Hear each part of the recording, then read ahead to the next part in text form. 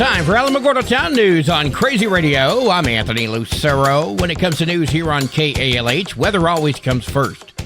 Extreme heat will continue across the Pacific Northwest in the midweek before finally waning. High temperatures, dry, gusty conditions, and isolated dry storms will bring critical fire weather. Heavy rain and storms are expected across portions of the Southwest, the Sierras, and the Central and Southern Plains. A series of storms will bring heavy rain and strong winds into southern Alaska.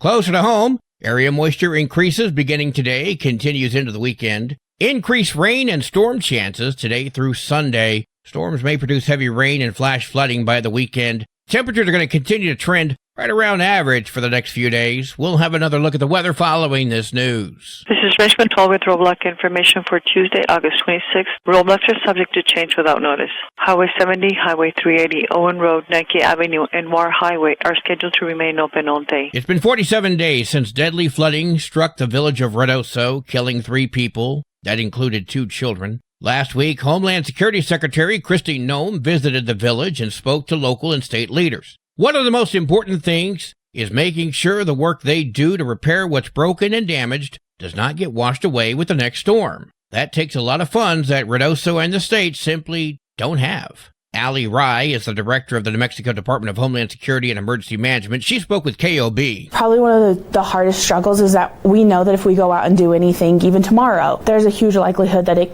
could just wash down river. Picking up the pieces after deadly flooding involves more than a cleanup crew. It's a balancing act. The state is using different technology to make data-driven suggestions and changes for Ruidoso. We fly LiDAR. You launch an airplane into the air, you look at the entire burn scar, and you're using modeling and data to figure out where are ebbs and flows, where is our highest water mark. Making those changes requires dollars, millions of them. Some money has been made available, but Raya is referring to FEMA's reimbursement program, which provides money after the state spends it. Rye says without it, the department faces a barrier because those programs don't allow them to work on private property. Right now, Upper Canyon is completely closed off. They're going through a full rebuild because they continuously get impacted. If I were to get mitigation dollars, we can use those dollars to move that sewer and water line out of the river and into a more stable area. As Rye and others work to rebuild Ruidoso, she says she wants to make sure that they are not going back to square one.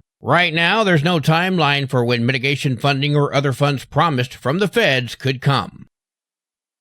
County Commissioner Vicky Marquardt released a memo yesterday after meeting with Commissioners Barella and Matherly, as well as County Manager Pamela Heltner and County Attorney R.B. Nichols at the ICE facility in Chaparral. They were joined by several state legislators, including Senator Crystal Brantley, Senator Nick Paul, Representative Gail Armstrong, Representative Alan Martinez, Representative Andrea Reeb, Representative Nicole Chavez, Representative John Block, Representative Bill Hall, and Representative Andrea Romero. They received a 2-hour tour of the facility, which included seeing the recreation rooms, library, medical services, detainee room, and the outside areas. Marquardt says that all questions were answered. The facility currently houses 1,027 detainees. We'll talk more about that visit here in just a little bit. Well, candidate filing day is today, and it's the only day to submit your paperwork at the Otero County Clerk's office between 9 and 5 p.m. Alamogordo's municipal elections are nonpartisan, focusing on ideas and leadership rather than party politics. And yes, I said that with mostly a straight face. Alamogordo Parks and Recreation is accepting name suggestions for the new natatorium through this Thursday, so there's still time to submit your suggestions before the survey closes. Please take the survey today by visiting the City of Alamogordo Facebook page. The Alamogordo City Commission regular meeting is today at 6:30. No new business and nothing else listed, just the consent agenda. There is a special meeting set for Thursday at 5:30. No details released for that as of news deadline. The Village of Tularosa is having a special meeting tomorrow at 9 a.m. You can check out that agenda by visiting villageoftularosa.com. A new square dancing group is opening up in Alamogordo. No experience is necessary. It's a fun way to get some fellowship and some great exercise, and it begins on September 3rd at the Elks Lodge, 2290 Hamilton Road in Alamo. For information, call Marjorie, 661-600-6837.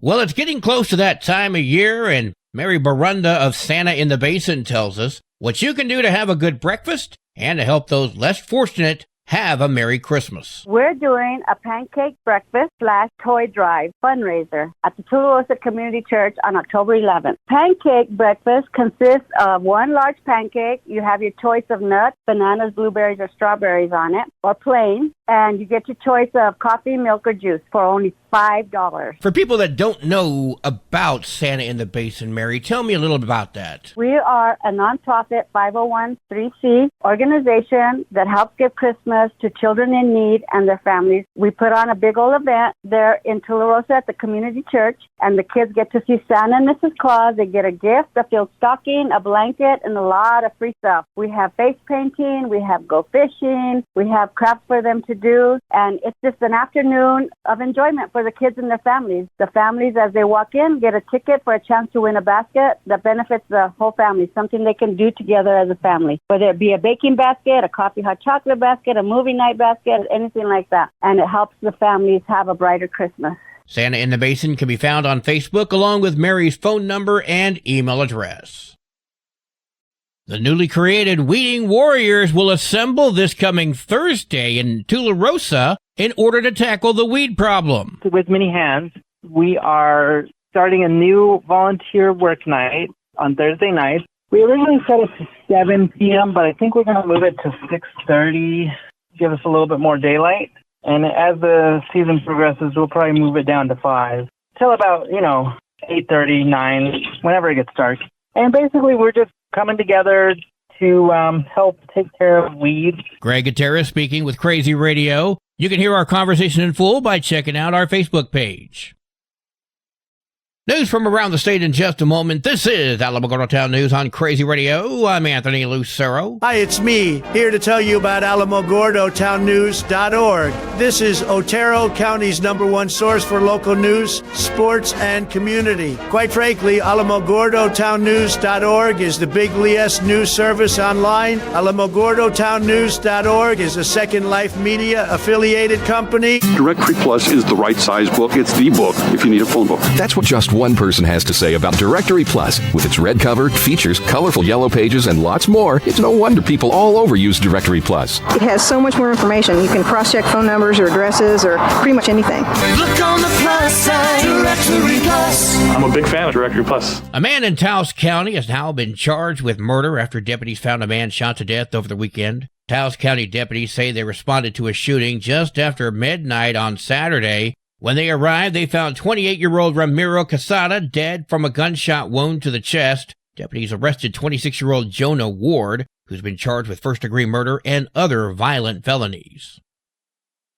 One of the men hired by Solomon Pena to shoot up the homes of New Mexico Democrats was released from custody last week. Jose Luis Trujillo took a plea deal admitting that Pena paid him and his father, Demetrio Trujillo, to intimidate 4 elected officials. Pena was angry that he lost an election for state representative. Jose Trujillo was sentenced to 3 years in federal custody in May, but with time served, he was released on August 20th. His father, Demetrio, was sentenced to 15 years.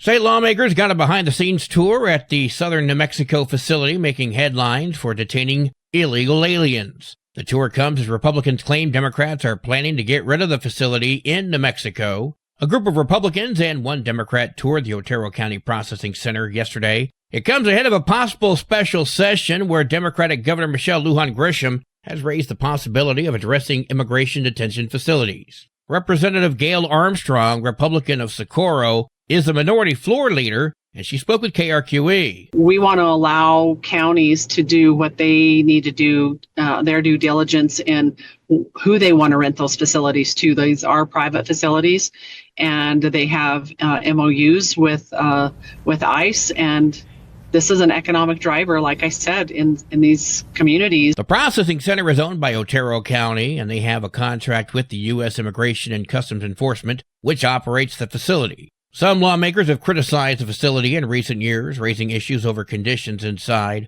Armstrong said she didn't see any problems inside and endorses the facility's continued operation. A part of his crackdown on crime, President Trump signed 2 executive orders yesterday aimed at ending cashless bail in the nation. And, they kill people and they get out. Cashless bail. They thought it was discriminatory to make people put up money because they just killed 3 people lying on a street. Any street, all over the country, cashless bail. New Mexico voters approved an amendment to our Constitution in 2016 that ended the cash bail system, but Trump says that's not going to work. He ordered the U.S. Attorney General to submit a list of states that have eliminated cash bail. The Trump administration will then work to withhold federal funding from those states. UNM law professor Joshua Kastenberg spoke with KOB about what exactly that means for the land of enchantment. What essentially is going on is an assault on New Mexico's judicial and law enforcement system, which the voters of New Mexico overwhelmingly voted for, and then you've got this federal coercion. So without more information, now if this is just a singular act of the president without Congress stepping in, no, it's not constitutional. So I guess the real big question here is, how do you feel about it? Let us know on Facebook, YouTube, or email. We want to hear what you have to say. The New Mexico State University Arrowhead Center and the Center for Border Economic Development have published a study on Spaceport America's economic impact on New Mexico over a 6-year period. Dr. Kramer Winningham, the Director of Economic Analysis with Arrowhead Center, spoke about the study's findings. Yeah, so you can definitely see the trend is going up. As Virgin Galactic's changed some of their operations, they've scaled back temporarily, which has changed some things.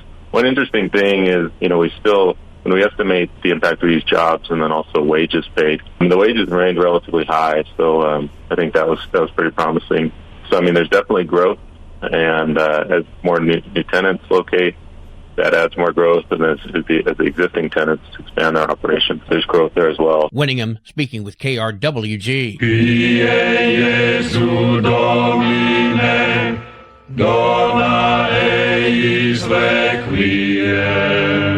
The State Department of Health has reported the first human plague case in New Mexico. The infected person was described as a 43-year-old man from Valencia County. He was hospitalized but has since been released. This is the first reported case of 2025. Plague has been known to be transmitted to humans through bites of infected fleas. It can also be transmitted via direct contact with infected animals, including pets and wildlife. Symptoms of plague include sudden fever, chills, headache, and weakness. Most cases also include a painful swelling of the lymph nodes in the neck, groin, and armpits. Pets can also develop symptoms, including fever, loss of appetite, and lethargy. So have your sick pets examined promptly by a veterinarian and see your doctor about any unexplained illnesses you may have involving sudden and severe fever. Also, don't leave your pet's food and water where rodents and wildlife can get to it. Bring out today! Sports and weather are coming up next. This is Alamogordo Town News on Crazy Radio. I'm Anthony Lucero. They are role models and educators. Their work requires a great deal of time and energy for very little pay. Who are these unsung heroes? Thanks, Coach. Thanks, Coach. The simple truth about education-based athletics in New Mexico is this. Without a committed team of coaches and administrators, they just wouldn't be possible. School sports, they bring out the best in all of us. This message presented by the New Mexico Activities Association and the New Mexico Athletic Directors Association. There are 43 matches for New Mexico volleyball today, including West Las Vegas at Reynosa, Estancia at Cloudcroft. New Mexico Military Institute heads to Jowl. There are 9 games for New Mexico football on Thursday, including Capitan and Alamogordo. Go Tigers! Your Crazy Radio spot-on weather forecast for the Tularosa Basin today calls for mostly sunny skies. There's a 20% chance of showers and storms. Partly cloudy tonight with a 20% chance of showers and storms. Winds gusting up to 18 miles per hour. Mostly sunny tomorrow with a 30% chance of showers and storms. Your high today in the basin, 90. Low tonight of 68. High tomorrow, 88 degrees.